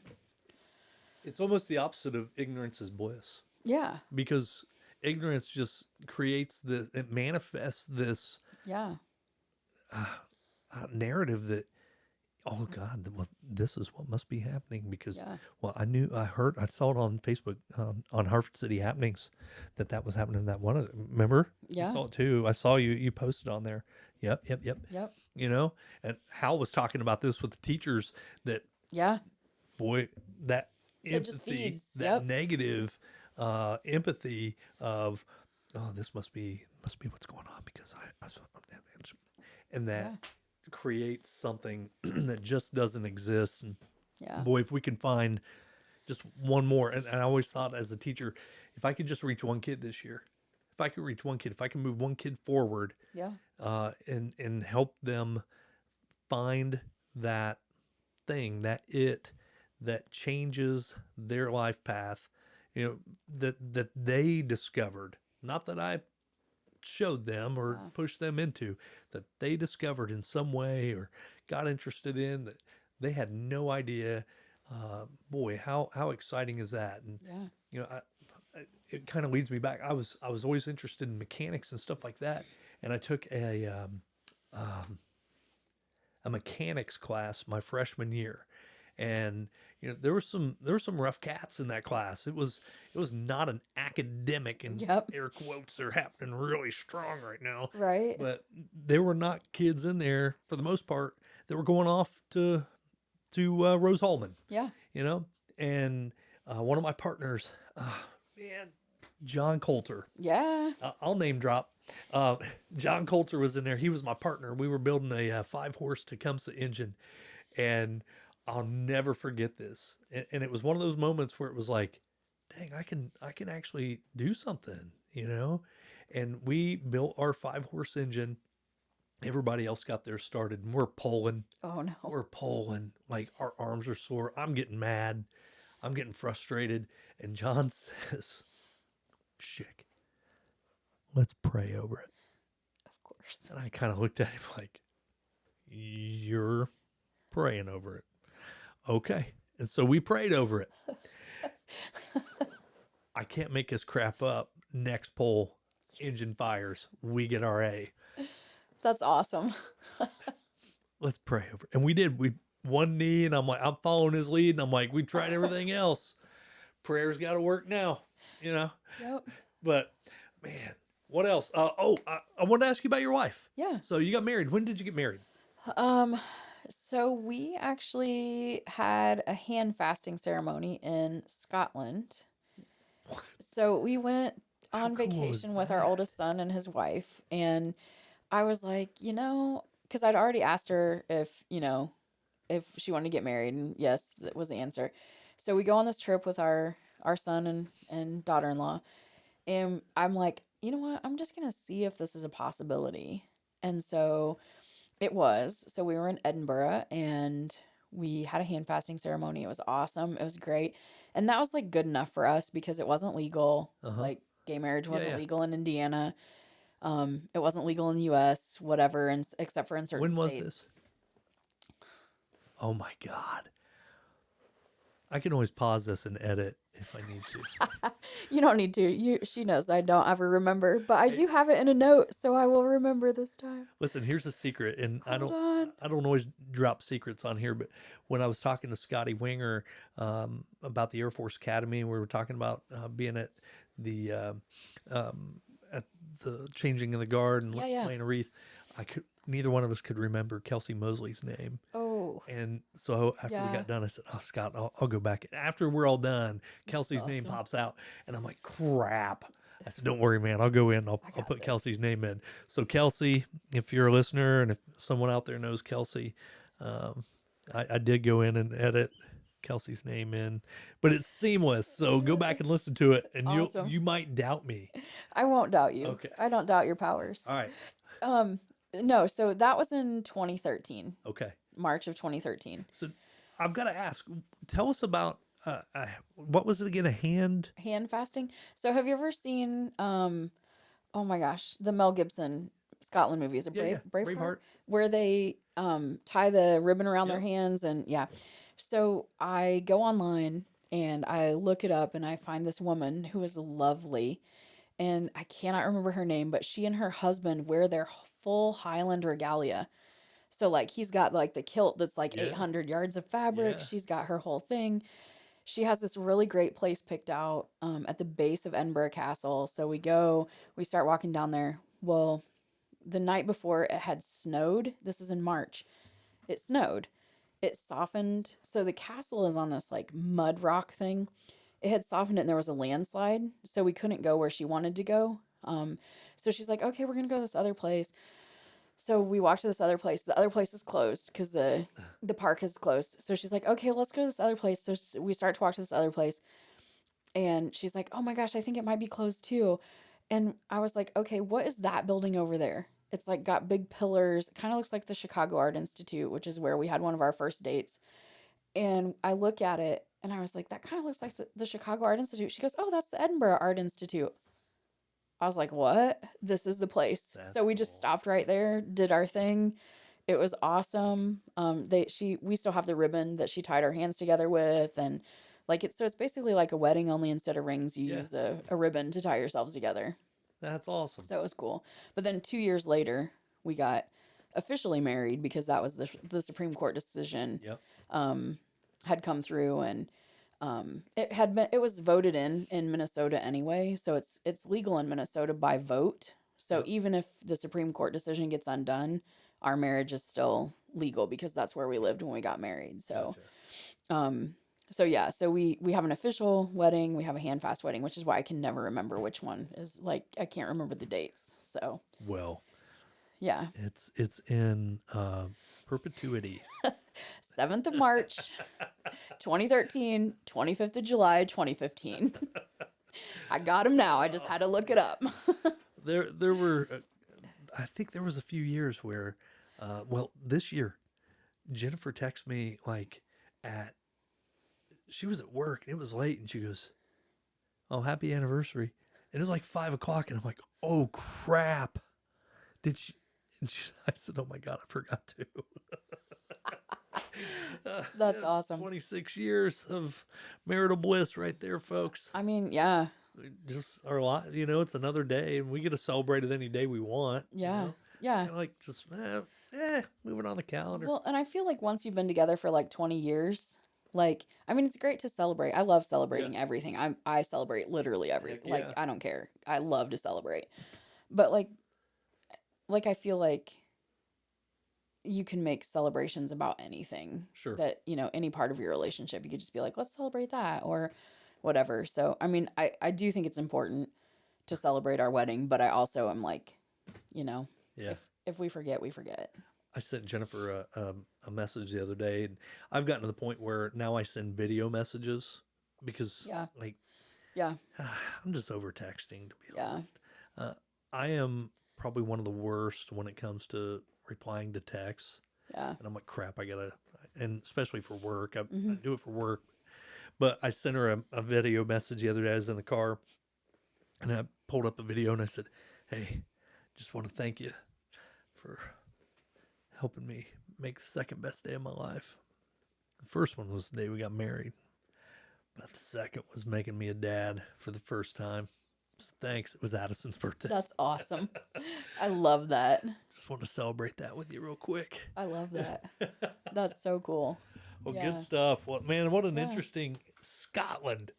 Yeah. I So my wife, her family is related to the St. Clairs. So have you seen the Da Vinci Code? yeah. So the castle they go to at the end where the Holy Grail is supposedly buried, the Rosalind Castle, that's her family somehow. Really? Like somehow. So that's why we went there. And because my daughter-in-law did a study abroad in a little town near there. Okay. So it was like a whole, like we went to Glasgow, Inverness, and Edinburgh. On one of my other episodes, I did something where I compared the size of England, Yeah, and it's like the same size as the state of New York. yeah. It's very similar. L.A., New York, or not L.A., but London, New York, and then just the state, the size of it, the size.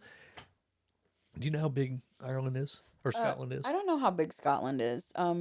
I know that it took us, so it's creepy because we drove from Glasgow to Inverness, and which is sort of by where Loch Ness is. Okay. And so I Yeah. swam. Oh yeah. That's big air quotes. Rebecca, if you're listening to this, it's big air quotes because I did not swim, and I know you make fun of me for that all the time.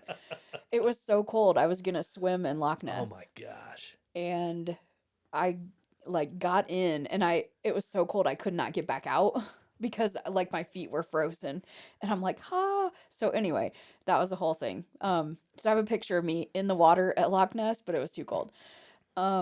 But it took us forever to get from Glasgow to Inverness because we went through the Highlands, and it's like real curvy and sure. mountainy and I've watched Highlander, so I know exactly where you're talking about. yeah. I mean, the old Highlander The one that was like, I don't know. when we were in high school. That one. No, this is You newer have to version. watch the ones Really? when we're in high school. Oh They're God. so ridiculous. You ever watch like I think it was my brother and I, we were talking about Miami Vice the other day and how ridiculous Yeah. Miami Vices, like Yeah. 1980s Miami Vice. Yeah. And we thought that was the stuff, man. Right? You know, I mean, that was the show. And to go back and watch it now, you're like, what in the hell? Come on, man. Yeah. Come on. Did you ever watch Love Boat when you were little? Oh, absolutely. I challenge you. Oh, God, I don't think I can. I joke with one of my friends that the episodes with Charo should have tipped me off That's true. to who I was when I was little. Because those were always my favorites. Oh, that's hilarious. Oh, man. Wait, Charo played. One time I said to one of my friends, wait, she played the guitar? They were like, yes. And I was like, I know, I'm kidding. I'm just kidding.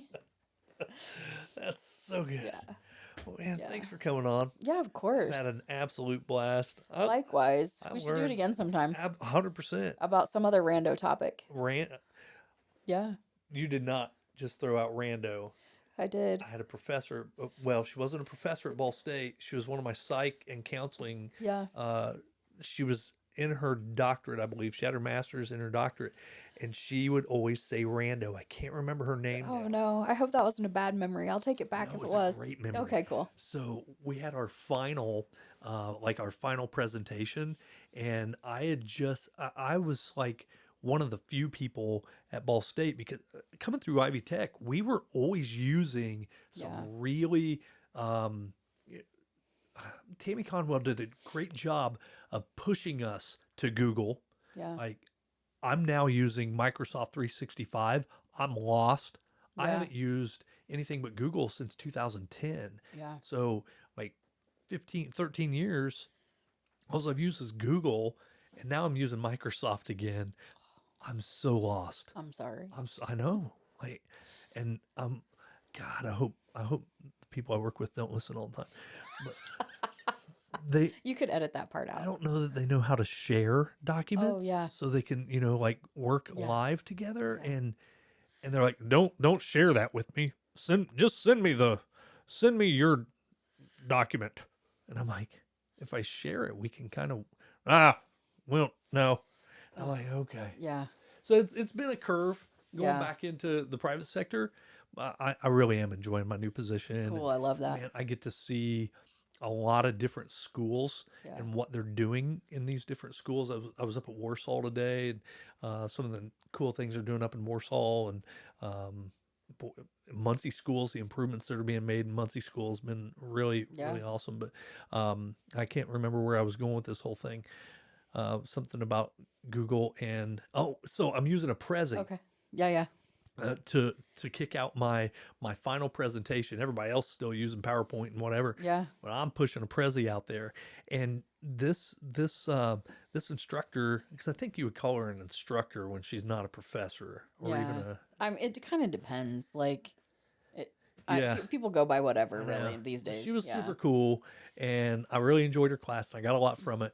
But as I do the Prezi, you know how you can really zoom in, and Yeah. I was like going into people's pupils to go to the next talking point, and along the way, I had put in rando along the path. Nice. So every time it would go from, this talking point, and it would zoom in going on its direction to that next slide, and you would see rando just like That's for hilarious. a brief second. Yeah. And we're about the third slide, and I put one in every transition, and I would put a little fact right after it.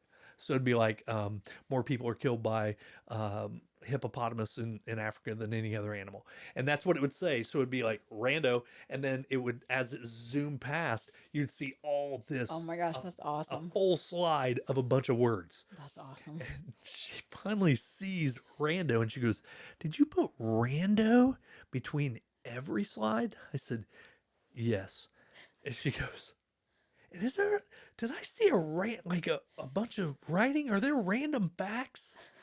Yes. She goes, "Oh, you got to show us all of them now." So it became a whole awesome. thing where I had to go back through my That's Prezi awesome. Yeah. and throw it out there in its like raw form, editable form, to show all the random Yeah, facts. yeah. She's like, "That's good." That's good. And I'm like, yes. You know, You're like, as a, thank you for not thinking I was being a jerk. yeah. Yeah. Well, she was cool. I love that. It's one of those little things where, as an older college student, a non-traditional, Yeah. I kind of had a leg up on some of the students who were traditional that Yeah. maybe didn't have the wherewithal or the courage, cojones, to do something like that. Yeah. Where I was like, screw it, man, I'm gonna have fun with this. And Yeah. one of my other, well, and who was our friend? He was my 112 English teacher at Ivy Tech, and connected to you. Oh, I don't remember. I thought you were the godmother of his kids. Oh, yeah. Yeah. Yeah. What's his name? Ed. Ed. Yeah. Yes. Oh, Yeah. that That's class. the kid that I had to get permission Is to that call it? Is. Yeah.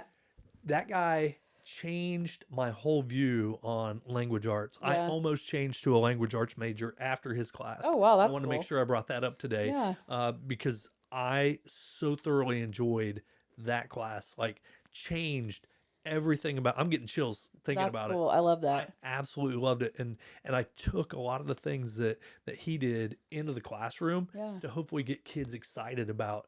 But it was all gothic horror fiction, Yeah. Yeah. short stories. It resonated with me, and I was so glad.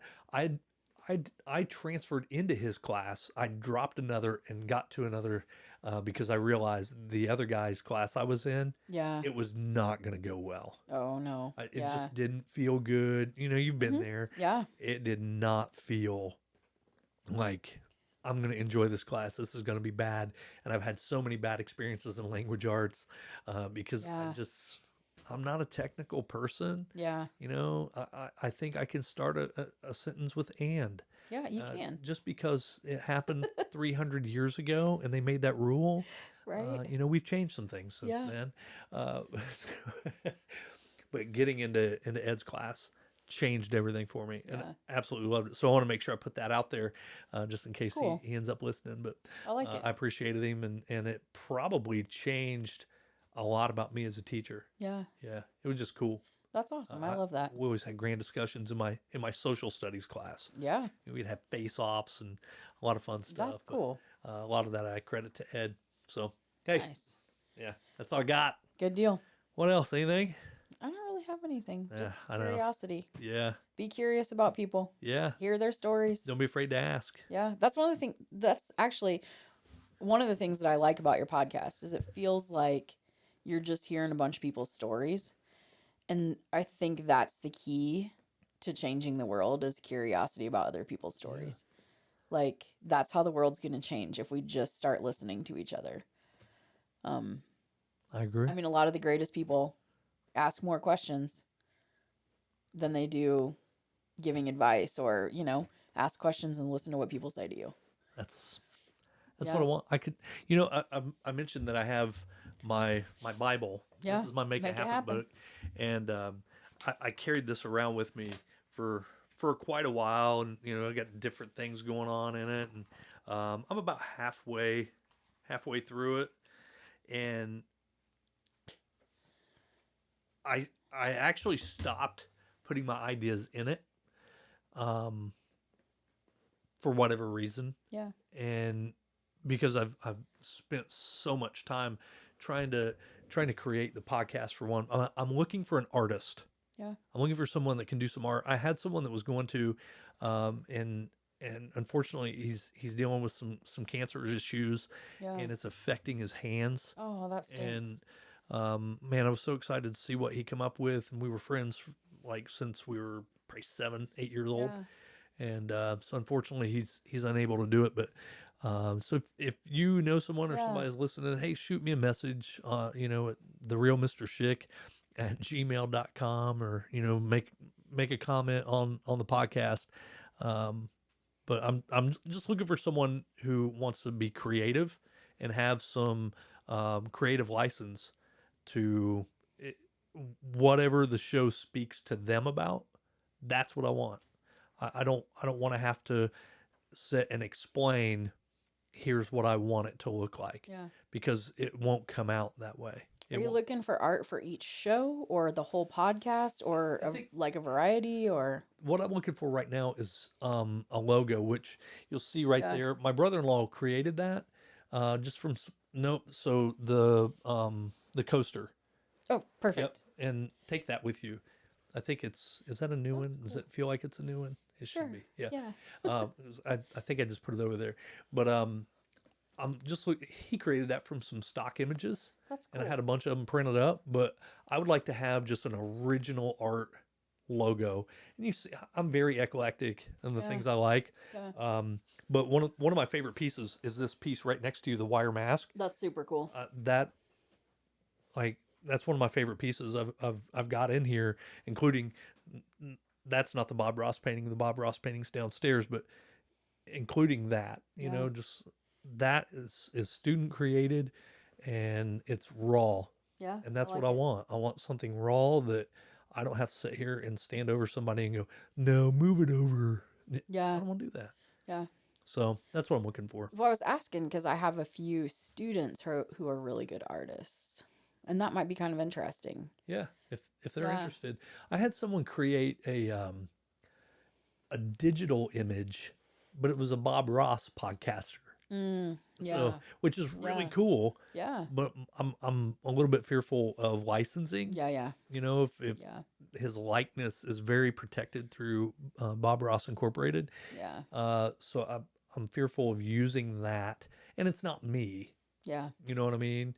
So that's what I'm looking for. Okay. Just somebody to create something. Yeah. Let me think about that. Yeah. So anyway, all right, people, we're out.